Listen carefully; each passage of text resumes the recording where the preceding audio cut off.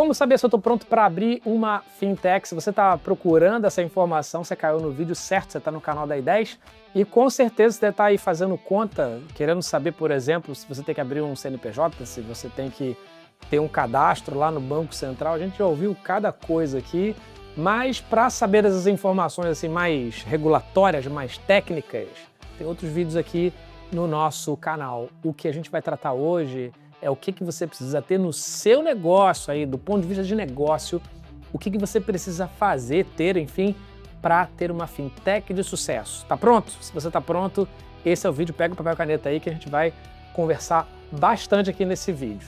Se é a tua primeira vez aqui no nosso canal, já se inscreve, toda semana está trazendo conteúdos aqui. E também, se você puder, considere dar um like aí na confiança, especialmente se esse vídeo agregar algo aí para o teu conhecimento. Então vamos lá, para você saber se tua fintech vai dar certo, quais são as coisas importantes, principais para tua fintech dar certo, você tem que olhar aí um grupo de algumas coisas, aí, umas 5, 6 coisas na sua operação. E a primeira delas, você precisa ter uma base de relacionamento. Base de relacionamento aqui podem ser clientes, podem ser fornecedores, podem ser parceiros de negócio, de repente uma relação de franquia ou de parceria mesmo, né? Um prestador de serviço.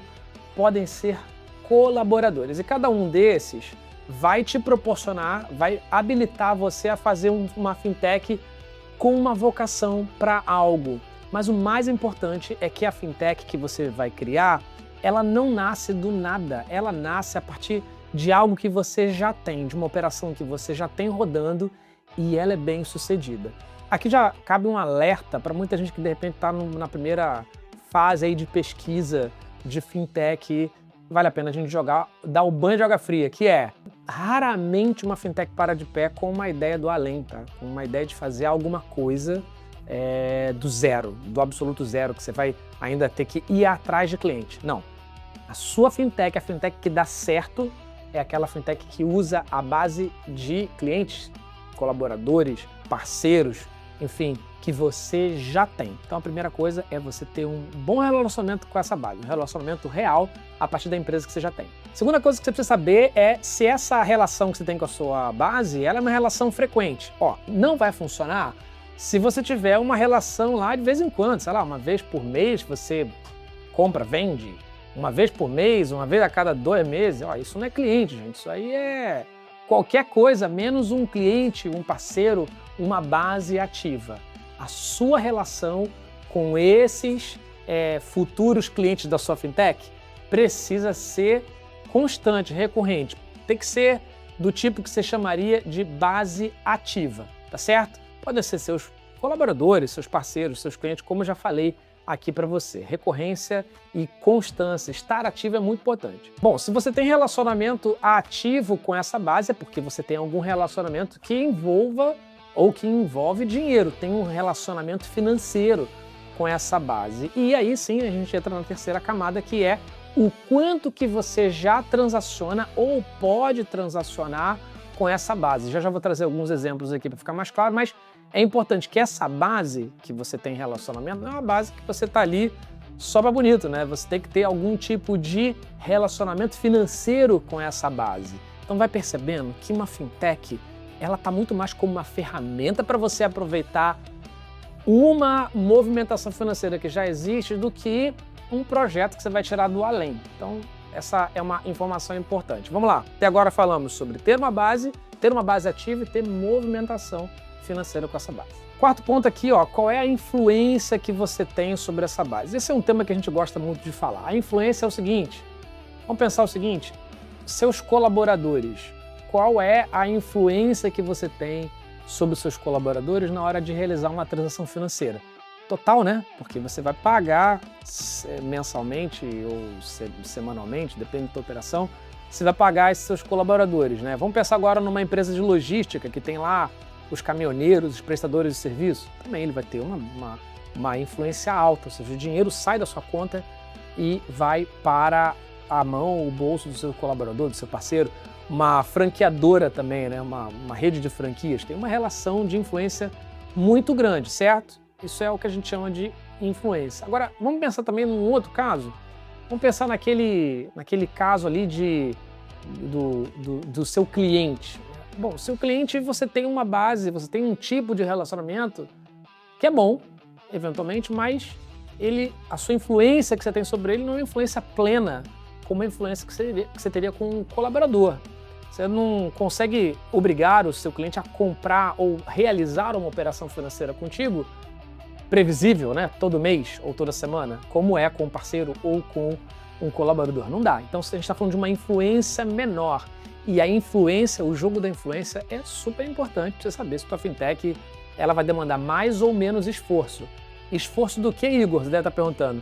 Esforço comercial. Quanto mais fácil for para você colocar o teu futuro cliente ou colocar a sua base dentro da fintech para fazer negócio contigo, para ser um usuário da sua fintech, quanto mais fácil, mais barato também vai ser. Pensa comigo, você não vai precisar gastar com tráfego para adquirir usuários, você não vai precisar gastar com representante comercial, com força de vendas, para colocar esse usuário dentro da sua fintech. Aliás, se você já precisa de uma força comercial muito grande, olha, cuidado, porque isso pode ser um sinal de que você tem uma influência pequena, muito baixa sobre essa sua base. Talvez ela nem seja uma base, vamos pensar assim. Mas você entendeu, influência é muito importante, porque é a influência que vai dizer se o cara vai abrir uma conta aí na sua fintech. Quinto e último ponto aqui, qual é o problema financeiro que você poderia resolver para essa sua base? E aí, vamos lá, a gente está começando agora a entrar na operação de uma fintech. Vamos pensar na dinâmica de colaboradores? Você tem lá 300, 400, 500, 1000 colaboradores, quanto mais melhor, né? O que um colaborador precisa, além obviamente do salário pago em dia, né? Muitos deles vão precisar de uma antecipação salarial, o famoso vale, né? Eu costumo usar aquela história, né? Chega ali pelo dia 20, o colaborador vai lá no departamento pessoal, muita firma é assim, né? Departamento pessoal. E ele vai pedir para a tia do departamento pessoal, Dona Vera, nome da minha sogra, inclusive, Dona Vera, eu estou precisando de uma antecipação, um vale aqui do meu salário. Dona Vera vai, anota lá, enfim, faz o esquema e antecipa. Gente, isso é uma empresa pequena, né? Se você é empresário, já foi empregado algum dia e provavelmente sabe do que eu estou falando. Isso numa empresa pequena até funciona. Agora, numa camada, né, numa dinâmica de centenas de colaboradores, fica mais difícil. Você coloca, então, uma fintech, você cria a sua fintech para permitir com que o seu colaborador faça a antecipação desse salário. Olha só que legal. E ele vai lá pelo próprio aplicativo. Pronto, ele faz a antecipação do salário, você cobra uma taxa por isso, todo mundo fica feliz, a operação fica segura, certo? Esse é um excelente caso. Para o próprio colaborador, você também pode estar fazendo o crédito consignado, o crédito do trabalhador, né?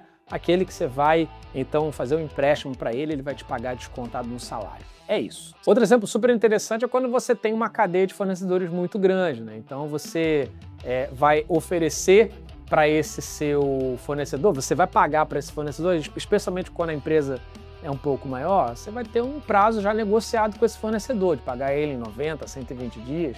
Isso é comum em muitas empresas, você tem uma boa negociação de pagamento desses fornecedores. Eventualmente o fornecedor vai querer antecipar esse dinheiro. E o que você pode fazer? Fazer essa antecipação desse crédito, desse dinheiro que você já teria que pagar para ele, negociado daqui a 90, 120 dias. Você usa a sua fintech, você coloca lá um sistema para ele fazer essa antecipação e receber esse dinheiro. É um outro caso muito legal de uso de fintech. Então, veja só que depende da tua influência, mas também depende do problema financeiro que você quer resolver. Muito bom, agora você deve estar cheio de dúvida aí perguntando, né, Igor? Beleza, eu entendi mais ou menos o que você falou, mas tá confuso na minha cabeça. Deixa eu recapitular contigo, ó. Você entendeu que você precisa ter muitas pessoas, uma base muito grande, uma base boa e que você consiga influenciar. Esse é o primeiro ponto. Você também entendeu que você precisa ter um nível bom de influência, seja porque eles são seus colaboradores, seja porque eles são seus parceiros, enfim, tanto faz, você precisa exercer uma influência sobre essa base. Você também entendeu que você precisa transacionar algum valor financeiro nessa base, afinal de contas, o que adianta, né? Você ter uma boa relação, quer montar uma fintech, mas não tem relação financeira com essa base? Não faz sentido nenhum. Você também entendeu que esse relacionamento ele tem que ser frequente e, por fim, você entendeu que você precisa resolver, ou a sua fintech ela precisa conseguir resolver um problema financeiro. E aí, você conseguiu mais ou menos entender? Eu não espero que você tenha entendido tudo, porque aqui a gente demora muito para explicar para quem chega para trabalhar com a gente tudo isso que eu condensei aqui no vídeo de 10, 15 minutos. Mas eu tenho certeza que de alguma maneira você aprendeu algo e de repente já está pensando aí que a sua operação tem uma super vocação, está super preparada para se tornar uma fintech. Se esse é o teu caso, mesmo que você não tenha entendido tudo, tá? Mas se esse é o teu caso, chama a gente para conversar que a gente explica o resto da história para você. Aliás, a gente faz algo até melhor. A gente vai analisar a sua operação contigo, vai olhar o seu contexto e vamos fazer uma projeção. É sério, a I10 é a única empresa, sabia, que faz isso? A gente deveria cobrar por isso, inclusive. A I10 é a única empresa que faz uma projeção de receita baseado nas informações que você fornece para a gente. E às vezes, olha só, nem você sabe o potencial. Eu vou te falar que isso é até bem comum. Às vezes, conversando com o cliente, a gente descobre o potencial que ele tem na rede de relacionamento deles e juntos construímos uma previsão de receita da sua fintech. Se interessou? Acha que é para você? Então não perde tempo, chama a gente para uma conversa. E agora sim, se esse vídeo ele agregou você, pode também se inscrever aqui no nosso canal e dar o seu like. O que a Aninha Paulina falou? O link está nos comentários. O link está nos comentários para você chamar a gente para uma conversa. Te vejo no próximo vídeo.